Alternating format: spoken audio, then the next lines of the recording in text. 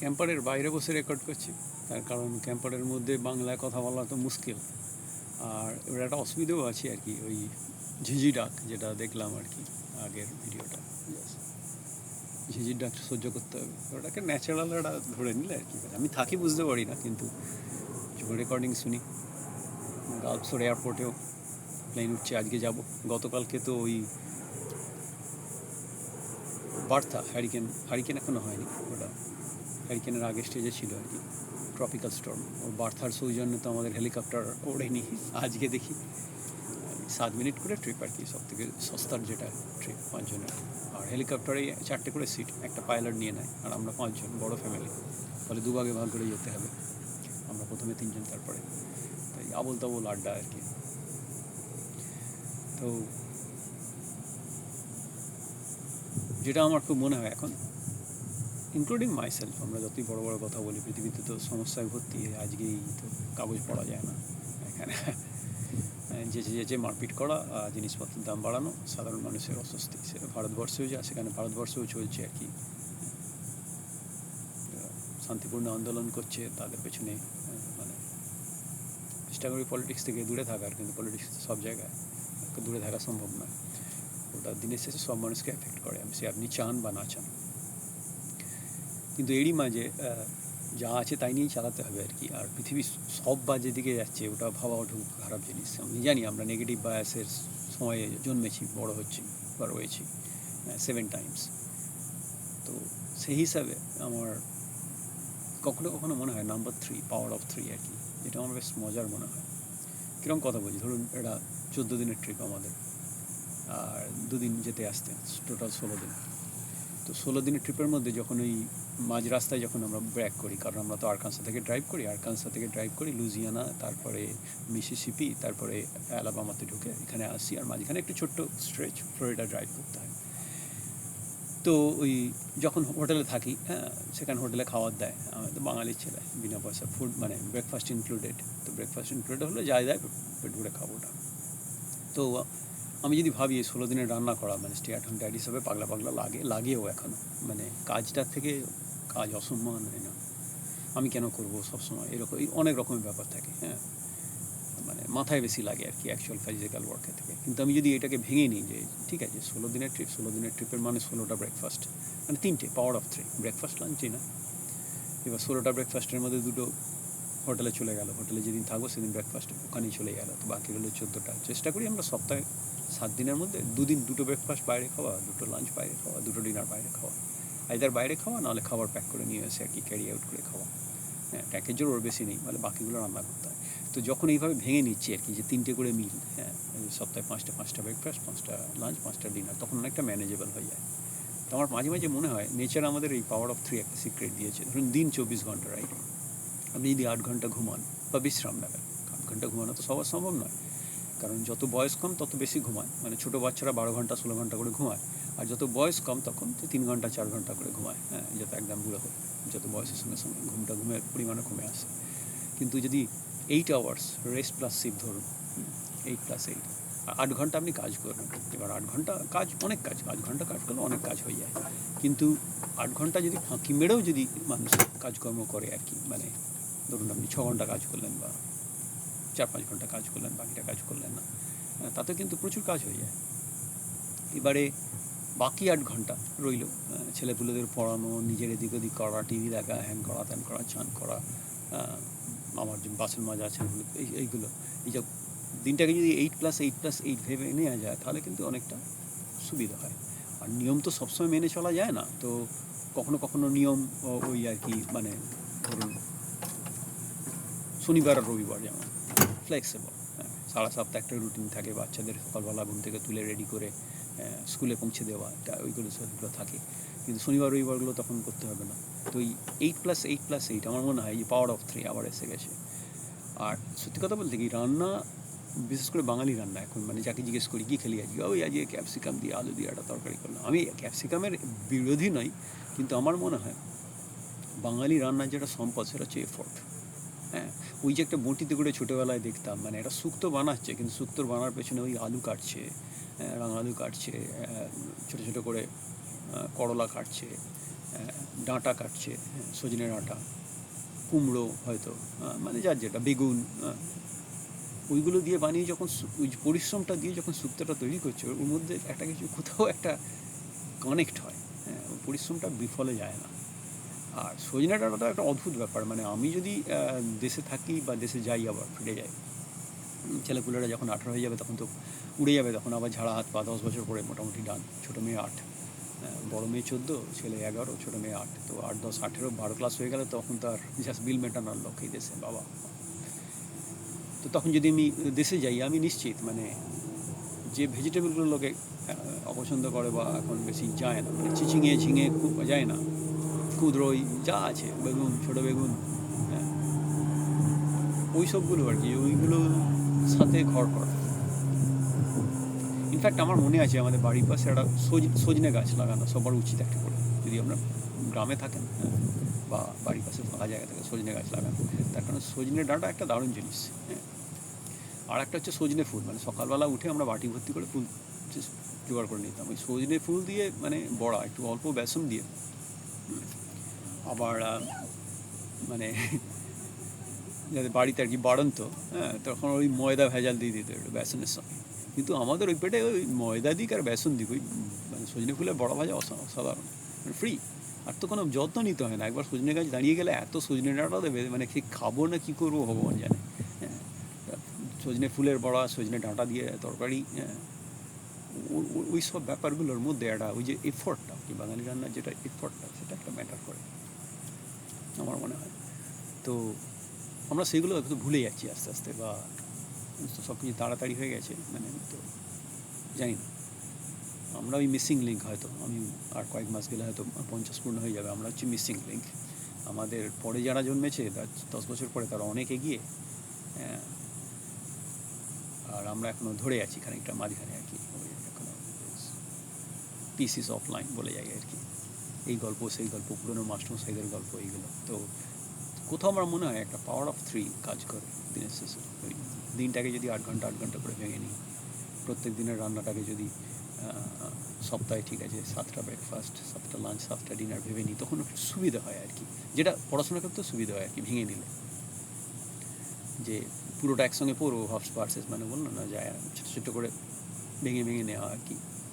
আর এই ব্যাপারে তো আমার গুরুদেব, মানে কী বলবো, প্রশান্তবাবু, বাগনানের প্রশান্তবাবু, কেমিস্ট্রির অধ্যাপক, মানে উনি তো শুধু কেমিস্ট্রি না, আমার জীবন বদলে দিয়েছিলেন। মানে ওরা ক্যাজুয়াল, মানে প্রশান্তবাবু হচ্ছে সুপার ক্যাজুয়াল, পরিষ্কার বলে দেয়, তোর মনে থাক বা না থাক সেটা তো মার্কশিটে কোথাও লেখা থাকবে না, তোকে পড়তে হবে, তুই বারবার পড়ে যা, স্মৃতিশক্তি কম থেকে কী হয়েছে, বারবার পড়ে গেলে একসময় হয়ে যাবে। আর ওটা আমাদের শাস্ত্রেও আছে, বোপদেবের গল্প। বোপদেবের যখন কিছু মনে থাকতো না, তখন ও তো মানে খুবই হতাশ। তারপরে হঠাৎ করে গল্পটাও এরকম আর কি, চান করার ঘাটে গিয়ে দেখছে যেখানে মেয়েরা কলসি রাখে জল তুলে, সেখানে একটা দাগ হয়ে গেছে। আচ্ছা, বারবার কলসি রেখে বছরের পর বছর যদি ওই সিমেন্টের মেঝেতে পর্যন্ত দাগ হয়ে যায়, তাহলে আমি যদি একটা জিনিস বারবার পড়াশোনা করতে পারি, তাহলে নিশ্চয়ই হয়ে যাবে, রাইট?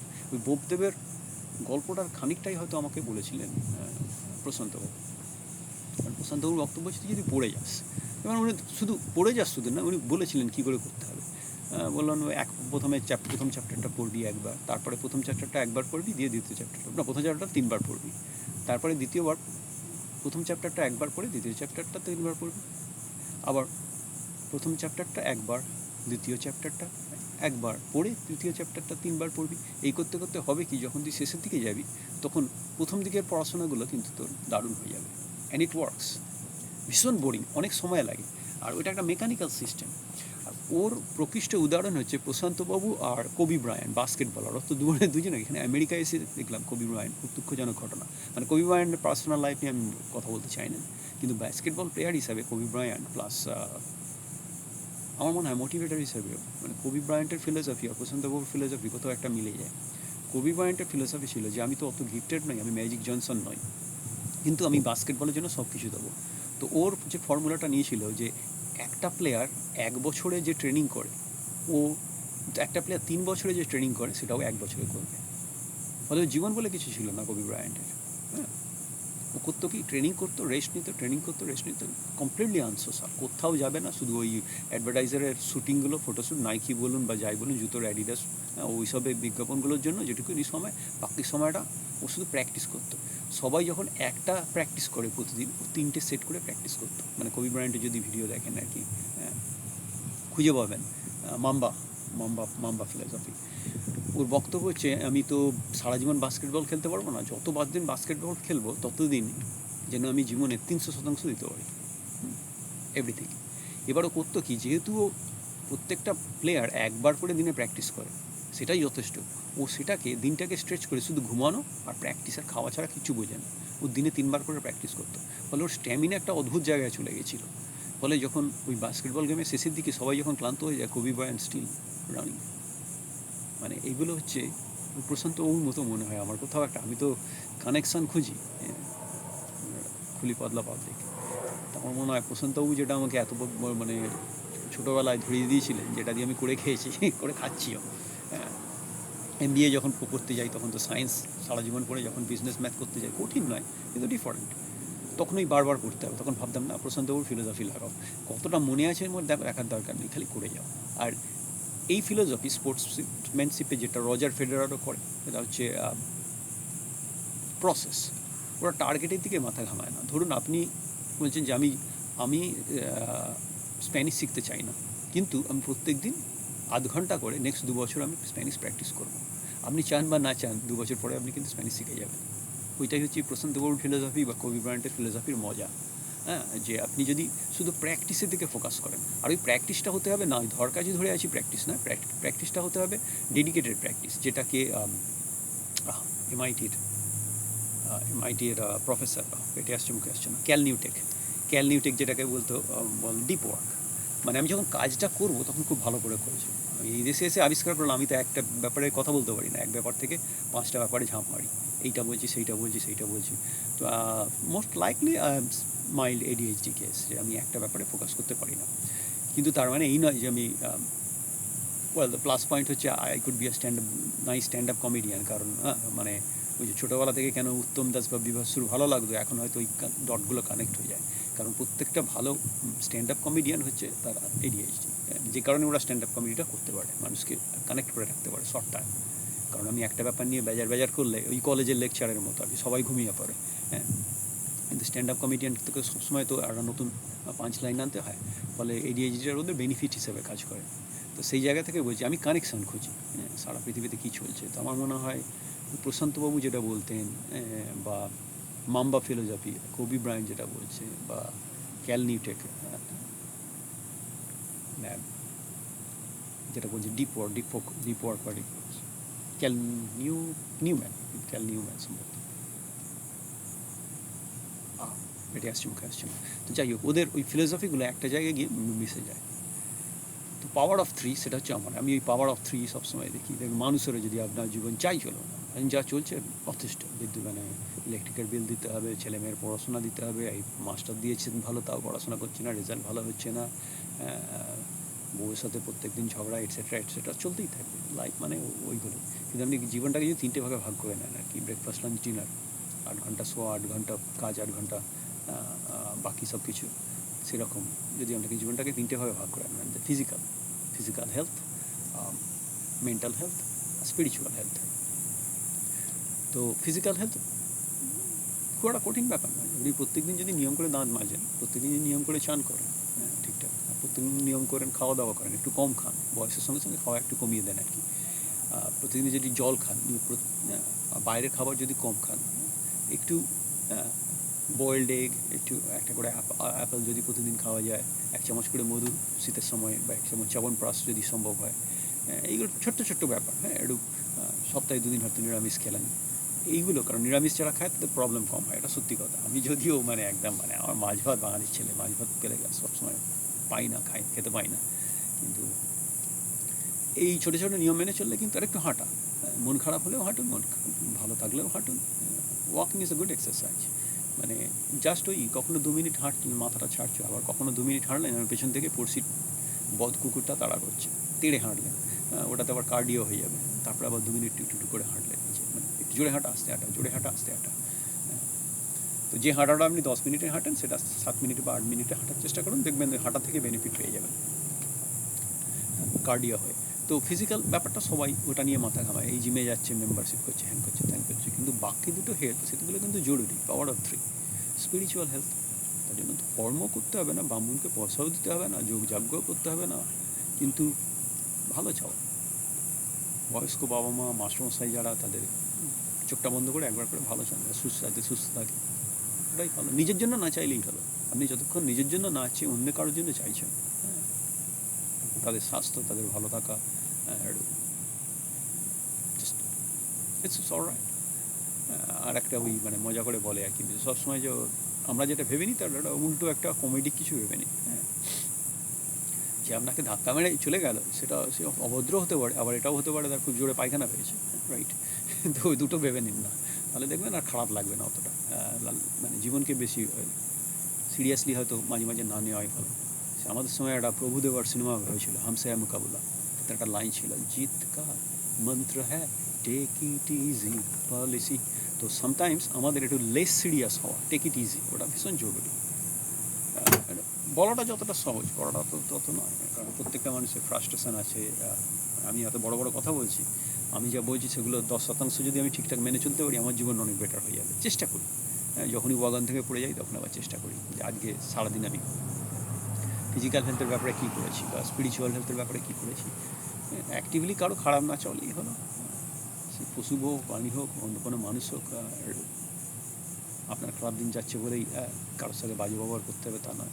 করি, আমি খলিপাতলা মানুষ, রেগে যাই খুব তাড়াতাড়ি, দুর্গত বলে ফেলি, তারপরে যেমন এটা তো ঠিক হয়নি, যখন ঠিক হয়নি তখন আবার গিয়ে ক্ষমা চেয়ে নেওয়াটা উচিত, যেটা বাবুরা আমি ভুল করেছি, যে গিয়ে করে থাকুন, তাতে ক্ষমাটা হয়তো বদলে যাবে না, কিন্তু নিজের কাছে নিজে ক্লিয়ার যে আমি এটা ভুল করেছি, আমি ভুলটা স্বীকারও করেছি। ওটা স্পিরিচুয়াল হেলথ আর কি, ওটা মাথাটাকে ক্লিয়ার রাখা, সবসময় মাথাটাকে ক্লিয়ার রাখা। দুনিয়া আমার যা আছে, শ্বশুর হোক, শাশুড়ি হোক, নিজের বাবা মা হোক, ছেলেপুলে হোক, সবাই যেন ভালো থাকুক। আর একটা হচ্ছে মেন্টাল হেলথ, যেটা আমরা নিয়ে মাথা ঘামাই না, ওটা হচ্ছে নেচারের সময় কাটানো, রাত্রিবেলা আকাশের দিকে দেখা। আর আপনার জীবনে যতই বাজে সময় যাক, আমি গ্যারান্টি দিয়ে বলছি, আপনি খুঁজে খুঁজে ঠিক 10টা ভালো সময় বার করতে পারবেন। সেটা মাধ্যমিকের ভালো রেজাল্ট করেছিলেন সেটাও হতে পারে, আবার জীবনে প্রথমবার বৌদির সঙ্গে দেখা করলেন, বা প্রথম বাচ্চাকে যখন হসপিটাল থেকে বার করলেন, ওই দিনগুলো গুড টাইম, কিছু না কিছু সময় তো একটা থাকবেই। হ্যাঁ, ওই ভালো সময়গুলো 10টা একটা জায়গায় লিখে রাখুন, একটা ছোট্ট একটা খাতাতে, বা একটা ছোট্ট একটা পেপারে লিখে রাখুন। ওটা মাঝে মাঝে দেখবেন, ওই ওই ওই জায়গাটা যদি সবসময় ওই 10টা গল্প যদি ভাবতে পারেন, যে নেগেটিভ বায়াসের এখন যে একটা সমস্যা, সেটা কিন্তু অনেকটাই ম্যানেজ হয়ে যাবে। দিন বদলে যাবে না, ওভারনাইট সিচুয়েশানও বদলাবে না, কিন্তু বিয়ারও বদলে যাবে, সেটা আমি বিশ্বাস করি। আর একটা হচ্ছে যেটা আমি সবসময় বলি আর কি, যে মেন্টাল এক্সারসাইজের বা মানসিক ব্যাপার, আমাদের মহাভারতেই আছে, মানুষের মন হচ্ছে সব থেকে দ্রুতগামী, রাইট। আপনি 17 বছর আগে সিঙ্গাপুরে গেছিলেন, বা 17 বছর আগে দীঘাতে গেছিলেন, টুক করে চলে গেল, মন চলে গেল, রাইট। সেই কারণে মহাভারত বলছে যে সব থেকে দ্রুতগামী কিনা মানুষের মন। তো ওই মন এমনই একটা ব্যাপার, ওটাকে আপনি যেটা খাবার খাওয়াবেন, সেই খাবারটাই নিয়েই ও ঠিক পরিপাক করবে আর কি। তো ওইটা একটা মাথায় রাখা জরুরি। বড় কিছু করতে হবে তা না। আমি তো সবসময় বলি, মানে আমি হাওড়া জেলার ছেলে, মেদিনীপুর না, আমাকে ভুল করে লোকে ভাবে আর কি, মেদিনীপুরে আমার প্রচুর বন্ধু বান্ধব আছে, কিন্তু আমি নিজে হাওড়া জেলার ছেলে। ওদের ছোটো করতাম, হোস্টেলটা মেদিনীপুরেদের নিয়ে এরা করতো, টুম্পা বলে ডাকতো, নাম দিত। তো আমি হাওড়া, তো আমার অনেক ভালো বন্ধু বান্ধব আছে মেদিনীপুরে, ওরকম করে বলাটা উচিত না আর কি, মানে স্বর্গেও চুচু আছে আর কি, ভালো মন্দ মিশিয়েই আমরা সব। তো আমার বাগনানের খুব ফেভারিট জায়গা ছিল হচ্ছে বাগনান হসপিটালের মর্গটা। কেন জানি না, মর্গের ওইখানে আমরা আড্ডা মারতাম, কিন্তু মাঝে মাঝে আমি একাও গিয়ে বসে থাকতাম, একটা বিড়ি বা সিগারেট নিয়ে, তখন চার্মস নিয়ে বসে থাকতাম। কারণ দেখুন, যারা সুস্থ সবলভাবে মারা যায় তারা তো মর্গে তারা পড়ে থাকে না, বা মর্গে আসে না। ওখানে কেউ বিষ খেয়েছে, গলায় দড়ি দিয়েছে, বা অ্যাক্সিডেন্ট হয়েছে, চলে এসছে। ওই মানুষগুলো বেঁচে থাকলে কীরকম হতো বসে বসে ভাবতাম, সময় কেটে যেত। আর একটা ফেভারিট জায়গা ছিল আমার হচ্ছে পানিত্রাস, মানে বহুত শরৎচন্দ্রের বাড়ি। অত সুন্দর সুন্দর মানে বাংলা সাহিত্য, তো শরৎচন্দ্র, বঙ্কিমচন্দ্র, তো ব্যাকবন, রবীন্দ্রনাথ। তো শরৎচন্দ্র আমার অসাধারণ ভালো লাগতো, অসাধারণ লাগতো। তো ওর বাড়িতে ওইখানে গিয়ে বসে থাকতাম, মানে ভাবতাম আর কি চুপচাপ, যে এই জায়গাতে একটা সময় শরৎচন্দ্র লোকজনকে দেখেছেন, তাদের থেকে ইন্সপিরেশন পেয়ে লেখার চেষ্টা করেছেন। ইন্দ্রনাথ কেউ বলে রিয়েল ছিল বা রিয়েল কোনো বন্ধুবান্ধব।